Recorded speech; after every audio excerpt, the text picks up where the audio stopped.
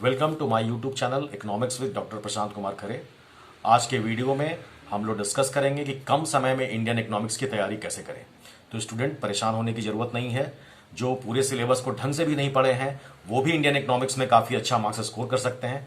ये वीडियो बहुत ही इन्फॉर्मेटिव है, तो वीडियो के अंत तक बने रहिए और मेरे बताए हुए हर एक पॉइंट्स को बहुत बारीकी से ध्यान दीजिए, सुनिए, आपको बहुत ही फायदा होगा। तो आइए बिना समय गवाए हम लोग वीडियो को शुरू करते हैं। लेकिन वीडियो शुरू करने से पहले मैं कहूंगा जितने भी न्यू व्यूअर्स हैं मेरे चैनल को सब्सक्राइब करें। मेरा चैनल है economics with doctor Prashant Kumar खरे। मेरे वीडियो को लाइक करें और कमेंट जरूर करें कि आप किस तरह की इंफॉर्मेटिव वीडियो और चाहते हैं। तो बिना समय गवाए आइए बात करते हैं इंडियन इकोनॉमिक्स में कम समय में कैसे स्ट्रैटेजी अपनाएं ताकि अधिक से अधिक मार्क्स आप लेकर आए। इकोनॉमिक्स है ये सेमेस्टर 2 के एग्जामिनेशन के लिए है और सीबीसीएस मेथड के लिए है। आज मैक्सिमम यूनिवर्सिटी में सीबीसीएस मेथड लागू हो चुका है।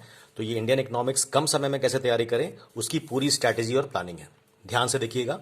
जैसे यूनिवर्सिटी एग्जामिनेशन जो है वो 70 मार्क्स का होता है जो 3 घंटे का होता है, और इंटरनल असेसमेंट एग्जामिनेशन जो है वो 30 मार्क्स का होता है। तो यहाँ पर हम बात करेंगे यूनिवर्सिटी एग्जामिनेशन के लिए, यानी जो 70 मार्क्स का इम्तहान आप यूनिवर्सिटी वाले एग्जामिनेशन में लिखित रूप से देते हैं। अब सीबीसीएस मेथड में 3 ग्रुप डिवाइड है, group A, group B and group C. Group A में 10 क्वेश्चन पूछे जाते हैं जो 2 मार्क्स के होते हैं, यानी टोटल 20 मार्क्स के क्वेश्चन आपको ग्रुप ए से पूछे जाएंगे। अब सवाल यह है कि ग्रुप ए में 3 कैटेगरी के क्वेश्चन होते हैं। एक होते हैं एमसीक्यूज यानी मल्टीपल चॉइस क्वेश्चन, यानी एक स्टेटमेंट दिया रहेगा जिसके 4 विकल्प दिए रहेंगे, उस चारों में से कोई एक आंसर आपको करेक्ट है वही आपको आंसर टिक आउट करना है। सेकंड रहेगा फिल इन दी ब्लैंक्स और थर्ड रहेगा ट्रू एंड फॉल्स। तो इस 3 कैटेगरी में क्वेश्चन पूछे जाते हैं, लेकिन अभी जो लेटेस्ट ट्रेंड चल रहा है वो ट्रू एंड फॉल्स का है। यानी आपको एक स्टेटमेंट दे देगा, आपको ये पता लगाना है कि वो ट्रू है या फॉल्स है। तो इस आधार पर आप तैयारी करेंगे। फिर है ग्रुप बी। ग्रुप बी में ओनली 4 क्वेश्चंस आपको पूछे जाएंगे जो 5 मार्क्स के होते हैं, यानी टोटल 20 मार्क्स के क्वेश्चन आपसे पूछे जाएंगे जो आपको मिनिमम 50 वर्ड्स में देने होते हैं। फिर बात करेंगे ग्रुप सी। तो ग्रुप सी में ओनली 2 क्वेश्चन आपसे पूछे जाएंगे जो 15 मार्क्स के होते हैं, यानी टोटल 30 मार्क्स के। तो आपको ये मिनिमम 250 वर्ड्स में देने होते हैं। तो ये ए बी सी ग्रुप में आपके क्वेश्चन पूछे जाएंगे सीबीसीएस पैटर्न पर। अब इसमें गेम चेंजर कौन होगा? तो गेम चेंजर होगा ग्रुप ए। यानी ग्रुप ए में जो 20 मार्क्स लाएगा उसी को मैक्सिमम मार्क्स मिल सकता है। तो ग्रुप ए की तैयारी बहुत अच्छे से करें, स्केल मेथड पर पढ़ाई करें, यानी जो भी टॉपिक दिया है, जैसे ये एक लाइन लिखा हुआ है जिसको मैं इस तरह से हिडन कर दे रहा हूं, तो ये जो लाइन बचा उसको आप अच्छे से पढ़ें। जो आपको इंपॉर्टेंट कंटेंट लग रहा है उसको आप अंडरलाइन करें और उसको एक व्हाइट पेपर पर नोट करते चलें। तो ग्रुप ए की तैयारी अच्छे ढंग से हो जाएगी आपकी। ट्रू एंड फॉल्स स्टेटमेंट पूछ रहा है, इसलिए स्टेटमेंट वाइज क्वेश्चन को बहुत ध्यान से पढ़ना होता है।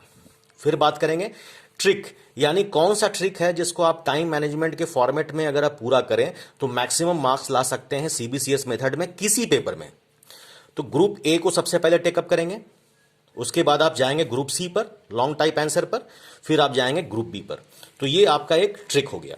अब देखते हैं इंडियन इकोनॉमिक्स में जो सिलेबस है उस सिलेबस के आधार पर मैंने कुछ ऑब्जेक्टिव को निकाला है कि किस ऑब्जेक्टिव्स के तहत आप आसानी से अचीव कर सकते हैं मैक्सिमम मार्क्स। तो यूनिट 1 में आपको देखना है इंडस्ट्री। इंडस्ट्री में भी इंडस्ट्रियल पॉलिसी है जो 1948, 1956, 1977, 1980 और 1991 है। इसमें 1948 और 1956 की जो इंडस्ट्रियल पॉलिसी है वो ग्रुप बी के लिए इंपॉर्टेंट हो सकती है, तो इसको ध्यान दे दीजिएगा।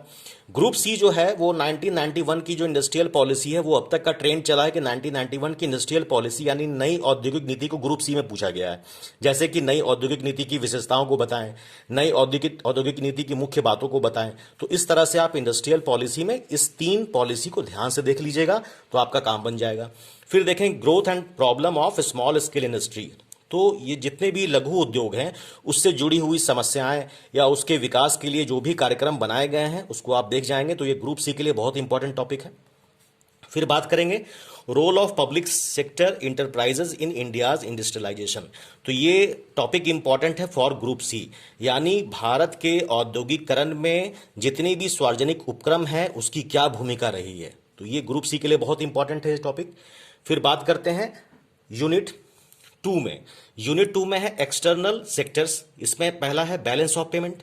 तो बैलेंस ऑफ पेमेंट जो है ये बहुत इंपॉर्टेंट है। इसमें जनरली दो टाइप के क्वेश्चन आपसे पूछे जाएंगे कि difference between balance of payment and balance of trade.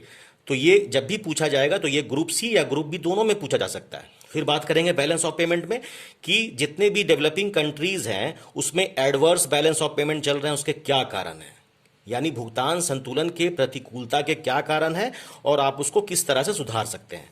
तो ये ग्रुप सी के लिए इंपॉर्टेंट रहेगा। फिर देखेंगे न्यू इकोनॉमिक रिफॉर्म्स। तो न्यू इकोनॉमिक रिफॉर्म्स जो है नवीन आर्थिक सुधार, वो ग्रुप बी के लिए बहुत इंपॉर्टेंट है। इसमें एलपीजी मॉडल जो है वो पूछा जा सकता है, जैसे L for liberalisation, P for privatisation और जी फॉर ग्लोबलाइजेशन। तो इससे क्वेश्चन पूछे जा सकते हैं ग्रुप बी में। फिर बात करते हैं मल्टीनेशनल कॉरपोरेशन यानी एमएनसीज, बहुराष्ट्रीय जितनी भी कंपनियां हैं उनके बारे में ग्रुप बी से कंसेप्चुअल क्वेश्चन आपसे पूछे जा सकते हैं। तो इस तरह से अगर आप तैयारी करेंगे तो आपके काफी बेहतरीन मार्क्स आएंगे। आगे भी हम लोग जिक्र करेंगे कि नेक्स्ट टॉपिक में किस तरह से हम लोग को देखना है। अब यहां ध्यान देना है कि यूनिट 3 में है फिजिकल एंड ह्यूमन इंफ्रास्ट्रक्चर। तो इसमें देखना है एनर्जी। तो एनर्जी में कंसेप्चुअल क्वेश्चन पूछे जा सकते हैं कि एनर्जी क्या है, यानी ऊर्जा क्या है, ऊर्जा से आप क्या समझते हैं। तो ये क्वेश्चन आपसे ग्रुप बी में पूछा जा सकता है। फिर देखेंगे एनर्जी क्राइसिस यानी ऊर्जा संकट के क्या कारण हैं, ऊर्जा संकट के कारणों को किस तरह से आप सुधार सकते हैं। तो एनर्जी क्राइसिस के कॉजेज और रेमेडीज ग्रुप सी के लिए बहुत इंपॉर्टेंट रहेंगे। फिर रहेगा सोशल इंफ्रास्ट्रक्चर यानी सामाजिक अवसंरचना। तो एडुकेशन और हेल्थ जो है इसका सोशल इंफ्रास्ट्रक्चर है। तो एडुकेशन और हेल्थ से संबंधित कंसेप्चुअल क्वेश्चन ग्रुप बी में पूछे जाने की संभावना बन सकती है। फिर देखेंगे ह्यूमन रिसोर्स डेवलपमेंट। तो ह्यूमन रिसोर्स डेवलपमेंट क्या है, तो इसमें मानव संसाधन विकास क्या है, उसके कंसेप्चुअल क्वेश्चन आपसे पूछे जा सकते हैं। फिर देखेंगे इन्वायरमेंट यानी पर्यावरण। तो इसका कंसेप्ट वाले क्वेश्चन को आपसे पूछा जा सकता है कि इन्वायरमेंट से आप क्या समझते हैं, इन्वायरमेंटल पॉल्यूशन क्या है, यानी पर्यावरण प्रदूषण क्या है, उसके कितने प्रकार हैं, जिसमें हम देखते हैं सॉइल पॉल्यूशन, फिर नॉइज पॉल्यूशन। तो ये सारे चीज को हमको ध्यान देना होगा।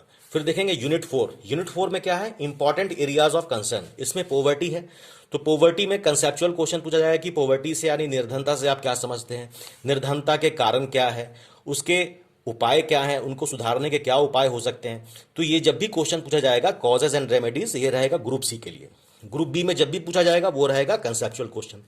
फिर देखेंगे अनएम्प्लॉयमेंट यानी बेरोजगारी। तो बेरोजगारी में कंसेप्चुअल क्वेश्चन पूछे जाएंगे कि बेरोजगारी से आप समझते क्या है। तो ये ग्रुप बी के लिए रहेगा।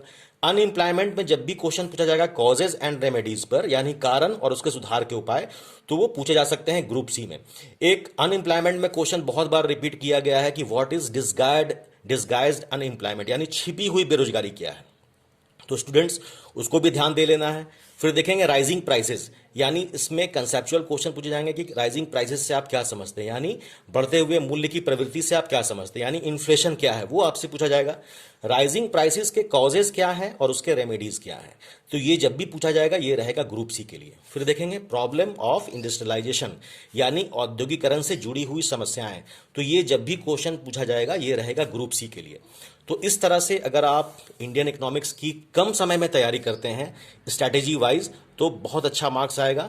स्टूडेंट्स एक बात बिल्कुल ध्यान देना है कि जो भी कंसेप्ट आप लिखिएगा वो बिल्कुल क्लियर होना चाहिए, जो भी पॉइंट्स आप दीजिएगा वो असेंबल होना चाहिए और हर एक पॉइंट्स को डील करके आप कंक्लूजन जरूर लिखें। तो wish you all the best for your coming examination. तैयारी अच्छे से कीजिए, बहुत अच्छा मार्क्स आएगा।